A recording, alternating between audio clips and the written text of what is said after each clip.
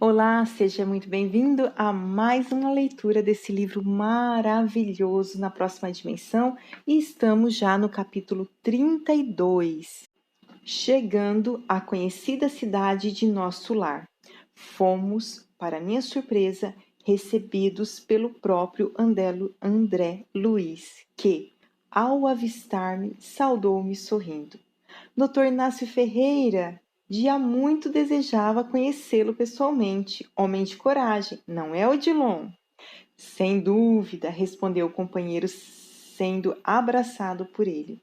O nosso Inácio é um espírito destemido, habituado a ser franco, jamais permitiu-se intimidar. E não seria agora, não é, Inácio? A que é que vocês estão se referindo? Perguntei, sentindo-me o alvo das atenções e das brincadeiras. Ao seu principalmente do outro lado do espelho e ao novo trabalho literário em andamento, respondeu André, convidando-nos a ocupar duas poltronas à sua frente.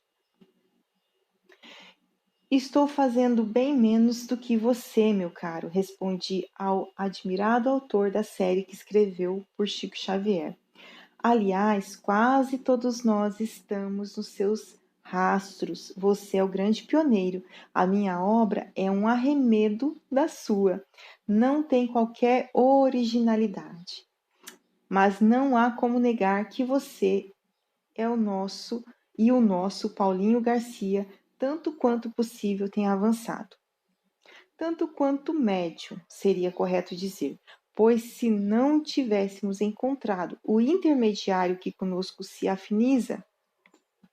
Desculpem-me mudar de assunto, interferiu Odilon de maneira providencial.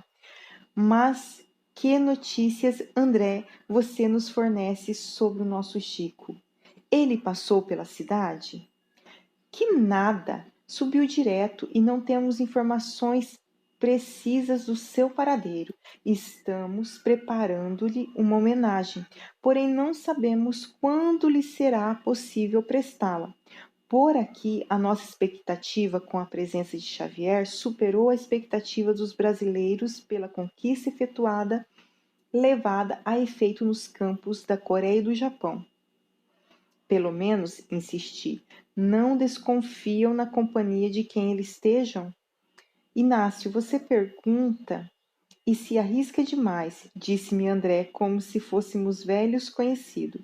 Não se esqueça de que o nosso pessoal lá embaixo é um tanto avesso às revelações deste outro lado. Quando publiquei Nosso Lar, quase desisti de seguir adiante, não fosse pelas palavras de incentivo do Dr. Bezerra de Menezes e da ministra veneranda, eu teria recuado. Ainda hoje, alegam que o meu trabalho é questionável, sob o pretexto de que eu não era espírita e que estagiei por mais de 8 anos no umbral. Como se quase todos eles, ao deixarem o corpo físico, não fossem demorar-se nas regiões inferiores. Fazendo breve silêncio, André, um tanto mais circunspecto, continuou. O nosso Xavier está na melhor companhia, a que fez jus pelo seu esforço e desprendimento. Mais tarde, temos certeza, ele virá ter conosco e então lhe prestaremos a merecida homenagem, pois, afinal de contas, interpretando-me o pensamento, ele pôde ser comparado a um descobridor de novas terras. E nosso lar, como é que vai? Indagou Odilon, cooperando com as anotações que mentalmente eu ia realizando. Nosso lar mudou muito. A cidade cresceu assustadoramente e, pasmem, quase todo espírita que desencarna quer vir para cá. Tivemos, evidentemente, que controlar a questão de migração espiritual. Estamos hoje em cerca de 10 milhões de habitantes e a qualidade de vida, como não poderia deixar de ser, vem sofrendo. A Nosso Lar, de nossa obra escrita há quase 60 anos, já não é mais a mesma. Muitos de nossos personagens já reencarnaram. Lísias, o próprio ministro Clarencio. E você? Questionei. Quando pretende descer? André sorriu e me disse. O cerco está apertando. Com a desencarnação de Xavier, fiquei, digamos, desempregado. Tenho, sim, escrito páginas esparsas por um e outro médio, mas neste sentido a minha tarefa está concluída. Creio que no máximo dentro de 2 ou 3 lustros reencarnarei. Daqui em diante, procurarei me preparar ampliando os meus estudos específicos, já que pretendo voltar a atuar no campo da medicina, agora dando ênfase ao seu aspecto espiritual e depois algumas questões familiares permanentes pendentes no meu karma. Até o seu caso, com tantos bônus extras? Questionei, realmente surpreso. E por que não, Inácio? Assim, escrever livros nos isentasse de determinadas provas. Eu vou ser chamado na condição de ser humano encarnado a colocar em prática tudo o que eu escrevi. Mas você não funcionou como médium? Não importa. Aproveitei para dizer ao pessoal da mediunidade na Terra que toda teoria necessita ser sancionada pela vivência.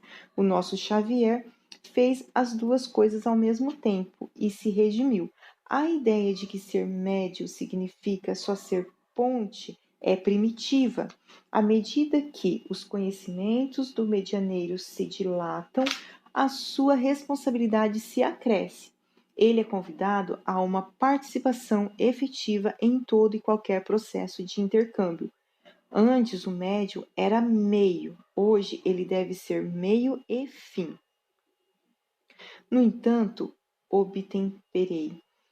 O pessoal continua querendo ser apenas meio. É mais fácil, mais cômodo, não é? Falou André Luiz incisivo. Carecemos, no entanto, lembrá-los de que o Espiritismo já conta quase 1 século e meio de existência. É hora de crescer e de assumir maior responsabilidade. Até quando os próprios medianeiros, com o propósito de não servir, vacilarão na fé? Uma, em verdade, não resistiria tanto tempo assim. Você tem razão, concordei.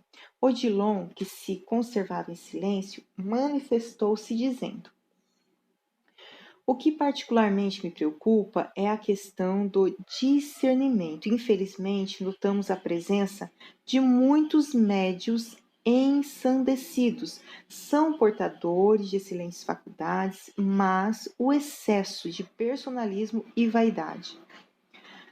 A triagem, Odilon, acontecerá de modo natural. Não se preocupe. Apenas os, de fato, idealistas persistirão. Nem a possibilidade de algum ganho financeiro com a mediunidade servirá de estímulo para os que não forem movidos pelo ideal. Publicarão uma ou outra obra e desaparecerão de cena. Os espíritos inspiradores não se demoram ao lado de quem não abrace a causa da doutrina por amor ao Evangelho. A fonte jorra, porém, se quem dela se beneficia não cuida da nascente, ela terminará por secar. Mudando o curso das palavras, André Luiz considerou: bem, amanhã vocês dois farão parte do nosso projeto de viagem interdimensionais. Devo dizer-lhes que, por enquanto, as nossas excursões acontecem com maior facilidade sobre a Terra mesmo. As nossas naves espaciais, inclusive, têm sido confundidas com os OVNIs, objetos voadores não identificados provenientes de outras esferas habitadas. Como assim? Interroguei. O fato explica, Inácio, o porquê de alguns verem e de outros não. Os genericamente rotulados de OVNIs, na verdade, a maioria dos nossos irmãos encarnados, dotados de clarividência momentânea, percebem as nossas naves espaciais em excursões próximas à crosta. Retomando a explicação inicial, o conhecido instrutor prosseguiu. A viagem será curta, um breve pouso, tempo suficiente para que observem o indispensável e retorno imediato à base. Essas viagens interdimensionais têm sido constantes? Perguntei. Sim, porém ainda não dominamos perfeitamente a técnica, principalmente no que se refere às nossas próprias percepções. A luz intensa da dimensão mais próxima, onde vocês estarão, bloqueia-nos a visão e nos sentimos enfraquecidos. Muitos chegaram a desfalecer e tiveram que ser hospitalizados. A tendência da luz maior é a de absorver a menor.